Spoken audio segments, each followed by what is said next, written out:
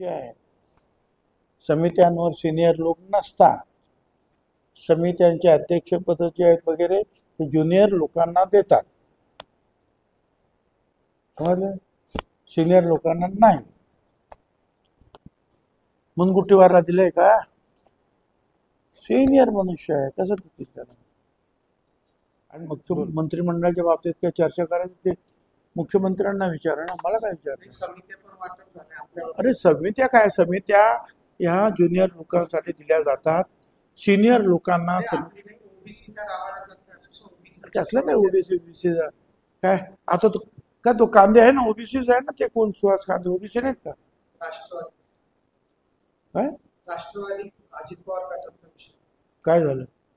समित्यांमध्ये अरे आता अण्णा बनसोडे त्यांना उपाध्यक्ष केलं ना, आता विधानसभेचं उपाध्यक्ष केलं. आता बाकीच्या समित्यांची नाव काय माझ्याकडे नाही आहेत का? तुम्ही काय पाहिलेलं नाही आहेत? काही वेळेला एक प्रचंड कोणतरी बलात्कारी असेल आणि तो कोण आला, त्याला सुद्धा लोकांनी तिथे त्याच्या अंगावर हात टाकलेला आहे किंवा वकिलांनी सुद्धा मारलं. काही काही वेळेला जे आहे एखादा आरोपी पकडला एखाद्या अतिशय गलिच्छ प्रकारामध्ये, तर वकील सुद्धा निर्णय घेतात की याची केस लढवायचीच नाही, याच्या बाजूने कोणी उभं राहायचं नाही, त्या वकिलावर आम्ही बहिष्कार टाकतो. ते असे प्रकार होत असतात. शेवटी मानवी भावना ज्या आहेत त्याला ते कारणीभूत आहे. खरं म्हणजे असं होऊ नये, परंतु अनेक वेळा झालेलं सुद्धा आहे. हे अशा वेळा होतं की ज्या वेळेला शेवटी वकील हे सुद्धा माणसं आहेत, त्यांना सुद्धा काही भावना असतात. आणि छत्रपतींच्या बद्दलच्या भावना ज्या आहेत ह्या प्रत्येकाच्या मनात अतिशय तीव्र स्वरूपाच्या असतात.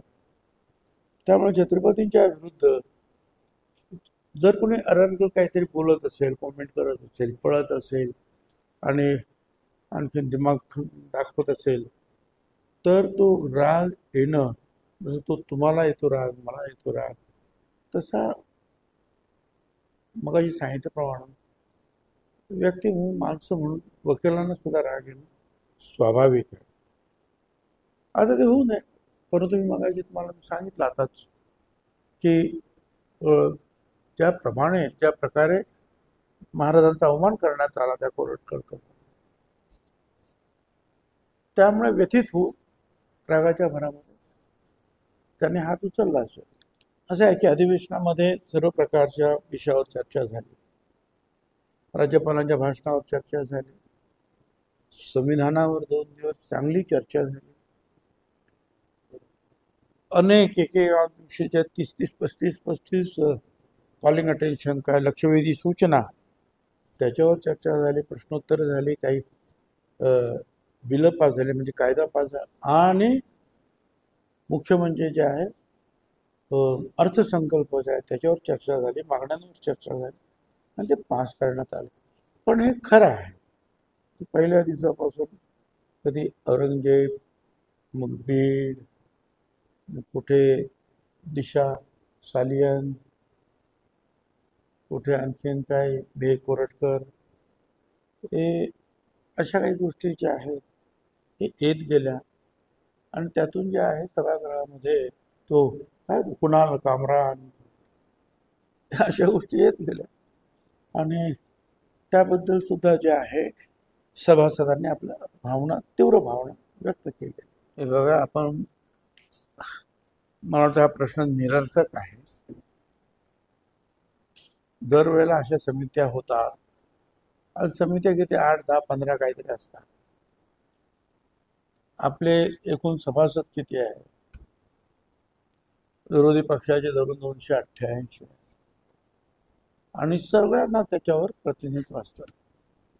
आता धनंजय, आम्ही मंत्री राहिलेलो आहोत, मी तो उपमुख्यमंत्री राहिलेलो आहे. सगळ्यात सिनियर मंत्री, सगळ्यात सिनियर आमदार सुद्धा मी अधिवेशनात आहे. धनंजय मुंडेचं सुद्धा तेच आहे. तर आम्हाला आणखी आता कुठं खाली आणायचं आहे? सर्वसाधारणपणे जी नवीन माणसं असतात, हां, ती काय लोकलेखा समिती वगैरे जी आहे, एक महत्त्वाची समिती असते. त्याच्यावर विरोधी पक्षाचे जो आहे ते सिनियर मनुष्य जातो, सिनियर आमदार. पण बाकीच्या ठिकाणी इतरांना जे आहे संधी दिली जाते. आणि ते उलट बरं आहे की लवकरात लवकर त्या समित्या झाल्यामुळे वेगवेगळ्या समाजाच्या किंवा वेगवेगळ्या घटकांची जी काही कामं अडली असतील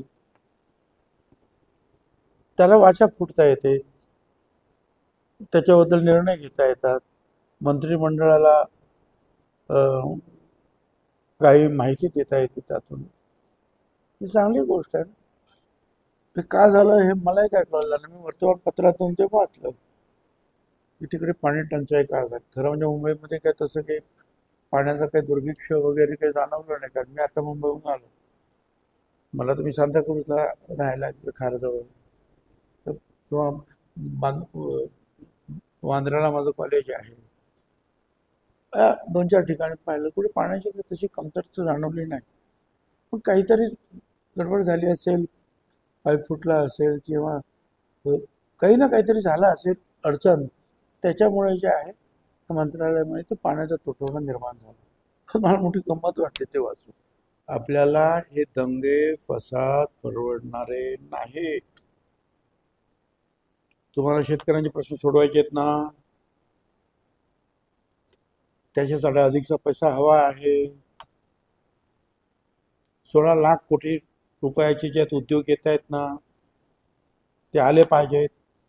उद्योगातून अधिक पैसा निर्मिती होते आहे.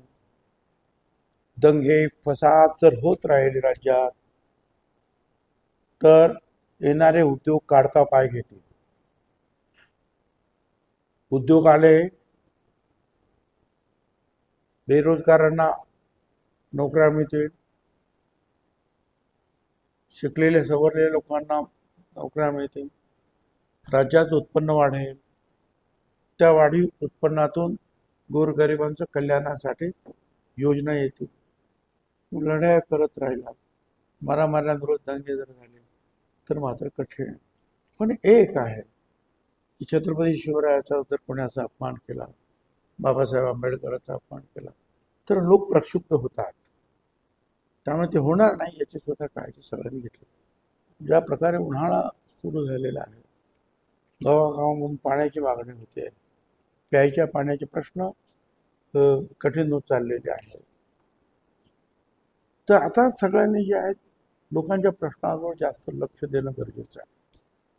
बाकीची ही काय भांडणं काय वेगवेगळे प्रकार हे होत असतील, पण त्या देशाची जनता, राज्याची जनता आणि गरीब जनता ही प्रथम आहे. शहरामध्ये मुंबईमध्ये पाणी कमी जास्त होईल पण पाणी मिळणार. पण अनेक गावांमध्ये, अनेक जिल्ह्यांमध्ये सुद्धा पाण्याची टंचाई मोठ्या प्रमाणावर जाणवते. चांगलं काम करून सुद्धा पाणी कमी पडतं. अनेक कारण असतात. पाण्याचा उपसा खूप होतोय. जिथे काही लावत नव्हतो, एखादंच पीक यायचं तिथे लोक ऊस लावायला लागले, अनेक गोष्टी करायला लागले. पाण्याचा खप जो आहे वाढत गेला. आणि त्याचबरोबर दुसरीकडे जे आहे हा कडक उन्हाळा, त्याच्यातून बाष्पीभवनाचा सुद्धा वेग वाढणार आहे. जमिनीतलं पाणी सुद्धा जे आहे ते कमी होणार आहे या उन्हामुळे सुद्धा. आणि वारंवार शेतीला पाणी लागणार आहे. आणि या सगळ्या याच्यामध्ये प्यायच्या पाण्याचा प्रश्न जो आहे हा मग गंभीर होत जातो. त्यामुळे आता प्यायच्या पाण्याच्या प्रश्नाला सगळ्यात प्रथम मला असं वाटतं की प्राथम्य क्रमांक दिला पाहिजे आणि त्याच्याकडे जास्त लक्ष दिलं पाहिजे. आणि उन्हाळ्यातली जी काही सरकारनं करावायची जी काही कामं असतील, मग ती शेतकऱ्यांची असतील, जी पाण्याच्या संदर्भात असतील, इतर काही असतील, त्याच्यावर लक्ष देणं गरजेचं आहे. हा तर बरोबर नेहमीच परिस्थिती आहे. हे जे काय आहे हे असं आहे की पराभव होतात. आता मला तुम्ही सांगा, मी जनसंघ आणि भाजप किती वर्ष पाहतोय, 66-67 सालापासून पाहत आलो. भाजप कधीही 1-2 आमदार बस कधी आले, पण ते खचून नाही गेले. लढत राहिले आणि आज राज्यात आणि देशात सगळीकडे आले. असं अनेकांचं होतं ना. तर तुम्ही जे प्रयत्न करत राहिले पाहिजे.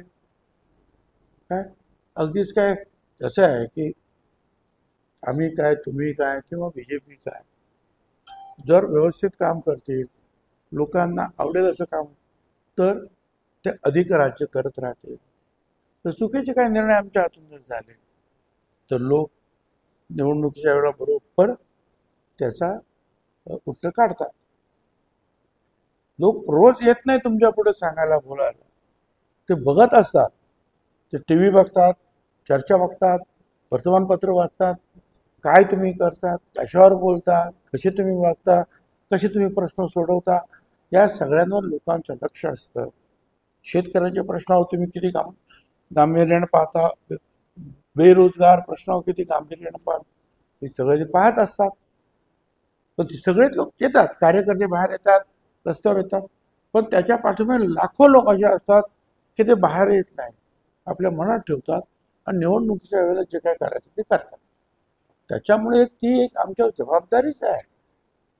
त्यांच्यावर जबाबदारी आहे शरद पवार साहेब आणि इतरांवर की चांगलं काम करून ज्या काही उणिवा असतील त्या लोकांच्या पुढे मांडून पक्ष वाढवणे, कष्ट घेणे. आणि आमचं काम आहे की आम्ही कुठलीही उणीव निर्माण करणार नाही. सगळ्यांचे प्रश्न सोडवण्यासाठी पूर्णपणे प्रयत्न करू, सगळ्यांचं समाधान करू. आमचा प्रयत्न राहील तर आम्ही सत्तेत राहू.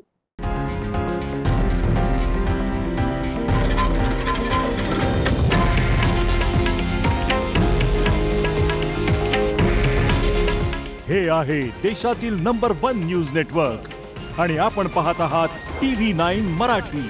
काळजी तुमची, हित महाराष्ट्राचं.